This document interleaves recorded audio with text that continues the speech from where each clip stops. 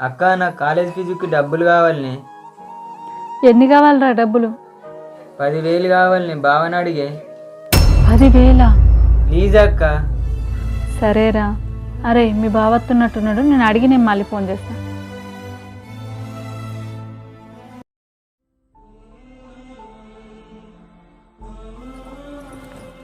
ఏవండి? ఏంటిదే? మా తమ్ముడికి కాలేజ్ ఫీజు కట్టడానికి డబ్బులు కావాలన్నటండి. ఎన్ని కావాలనంట? 10,000. 10,000? సరే, నేను మీ తమ్ముడికి ఫోన్పే చేస్తా. చేసిన.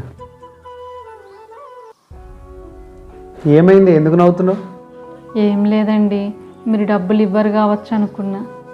వాడేమన్నా తాగటానికి తిరగటానికి ఎంజాయ్ చేసడం కోసం అడుగుతుందా? కాలేజ్ ఫీజు కోసమే కానీ. నీకొకటి గుర్తుందా?